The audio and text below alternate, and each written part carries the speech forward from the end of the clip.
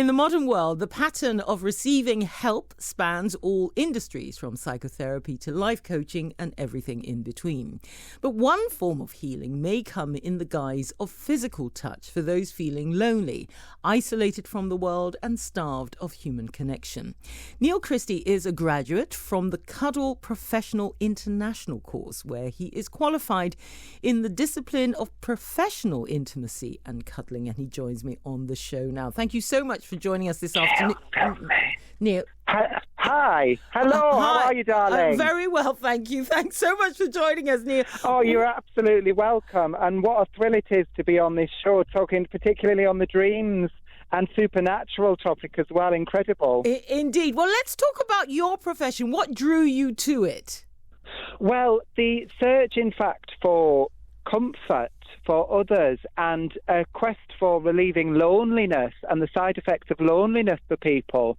One of those side effects is not being touched when you're alone, and that is quite a big thing to miss out on. So hugs and cuddles, also being a proper big massive lover of cuddles myself, has led me into looking into that in a ethical touch and therapeutic manner. And I mean, I said that you are a graduate from the Cuddle Professional International course, but what are the kind of rules and regulations they put in place? Because obviously people will be thinking about safety.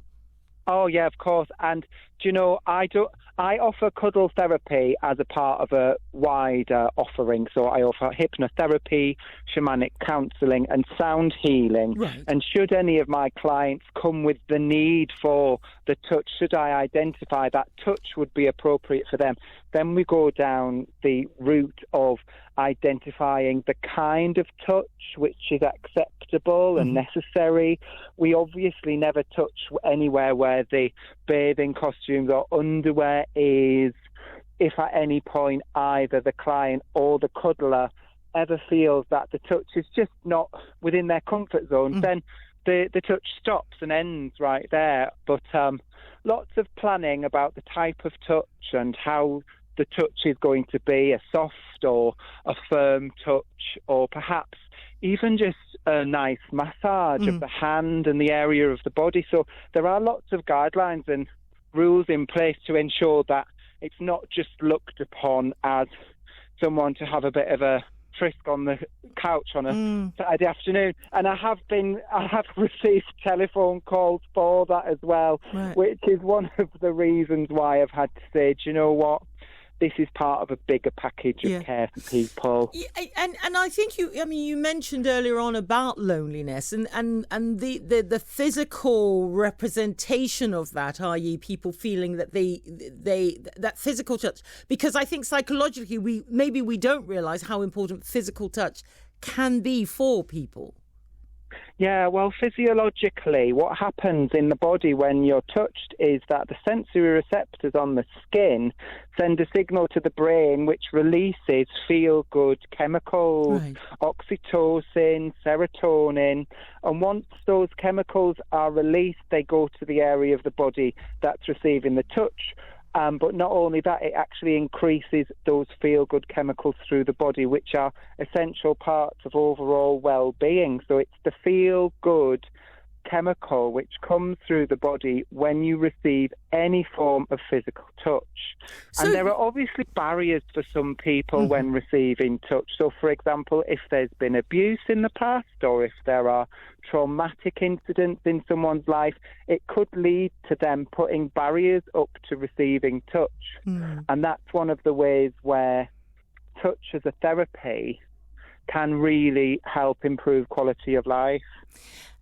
But it sounds like, and you're the expert and I'm not, but it sounds like you would benefit as much if you were to hold someone's hand and they were to gently stroke you versus stroke your hand versus having to fully engage with a cuddle and whatever. And I know you've defined what they would be for the client, full body. Or does that make a difference? You're absolutely right, Jamoke, and it is about just having the touch which is appropriate to the client and also to the therapist.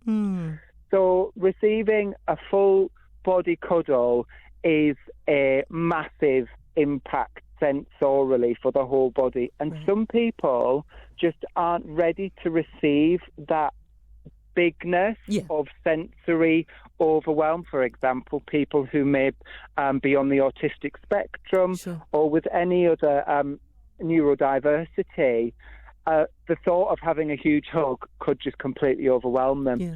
So yes, we do move in stages. So a hand massage, a gentle elbow touch, holding the shoulders, hands on, perhaps on round the hair, on the top of the head, or stroking hair. That's the head touch. Right. Stroking hair.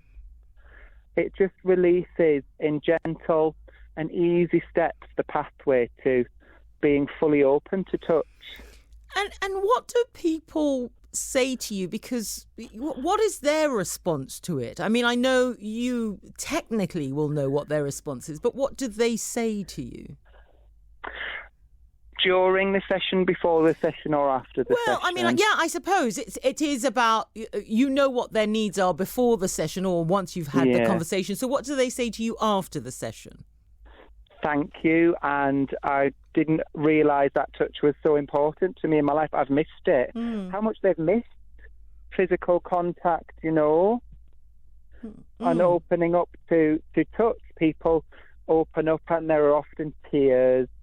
There are often moments of relief and just a sense of that's what I needed. And it fascinates me because you're dealing on a really molecular level, dare I say that, for your clients, because you talk about sound therapy. Now, I don't know whether you use bowls or whatever it might be, but that is I'm a gong master. You are a gong master. You see, that for me is like, I've only had it done once and I really yearn to go back and do it again because it is an incredible thing to have sound travel through your body. Is. And it's one of the things which works just as well as touch, you see. Right. So some people are open to receiving sound hugely, but some people actually aren't up for lying down in a sound therapy session for half an hour because, well, you know, you've got, like I was talking about neurodiversity earlier, and I myself, I'm diagnosed with ADHD, and I know how difficult it is to lie still for over half an hour whilst you're receiving sound. Now, touch therapy allows the movement and allows your attention to shift and change as the session goes on. Whereas some people absolutely love to lie down for 40, 45 minutes and receive the sounds from gongs and other instruments. Well, listen, you are utterly fascinating, and I can't thank you enough for joining us. I'm going to give people more details so that they can find you. Neil is a professional cuddler who also offers it alongside his holistic healthcare package.